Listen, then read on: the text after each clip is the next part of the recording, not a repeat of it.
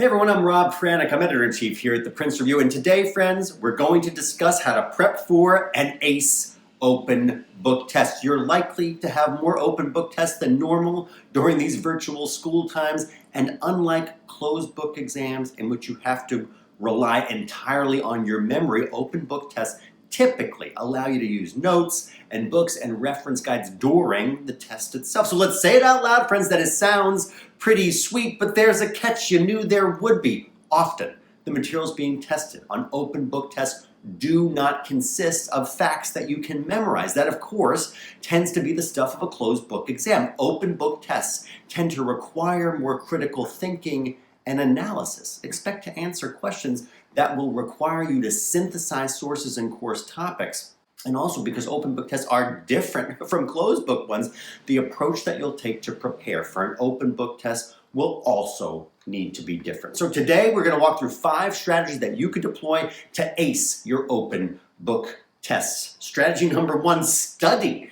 It seems obvious, I know it, my friends, but that said, I can't stress this enough. While it is true that you may not need to remember every single historical date or mathematical formula in an open book test, you should not be discovering any of those things on the fly while taking your exam. You should ideally be familiar with the material so that you can spend your time, your limited exam time, synthesizing information and solving problems and not figuring out the basics. You should have a firm grasp on the test topics so that you're able to reference your reference material on test day.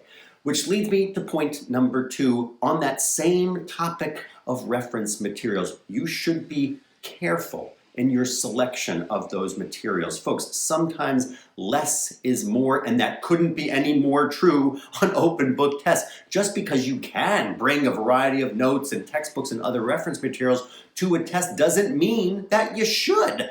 In fact, it could quickly become overwhelming and negatively affect your performance on that test. Be selective about what you bring to the exam, and friends, focus on quality over quantity.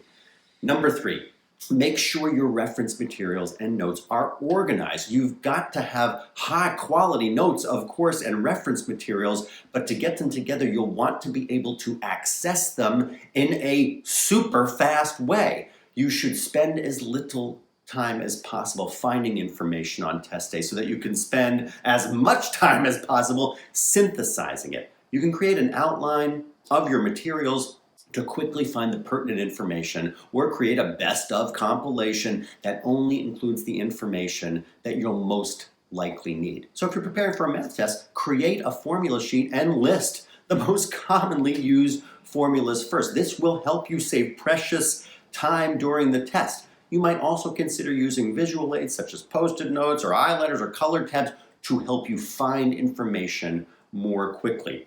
Try out different systems when you're practicing, and more on that in a moment, and see what works best for you, and then practice using that. And that point brings me to my tip number 4, which is to practice. And I don't mean study, I mean practice how you use your book and reference materials in an open book test situation. Try solving problems from your homework or your practice test questions or analysis questions from your textbooks or whatever you have, and practice doing timed analysis and problem solving using reference materials. Get yourself familiar with referring to those when you're in the midst of solving a challenging problem. You're also dealing with time constraints. And last but not least, tip number 5, my friends, manage your time effectively. Once you receive the test, then do a quick scan to see how many questions there are on that exam and determine how much time that you can spend on each question. You should also prioritize the questions. Answer the questions that you're familiar with first before moving on to the more difficult questions that will require a greater investment of your time. And if you're stuck on a question that you absolutely don't know the answer to, then don't waste time trying to hunt for the answer. Leave it blank and return to it if you have time at the end of the test. And if you do indeed have time at the end of the exam, double check your answers to make sure that you haven't forgotten a question.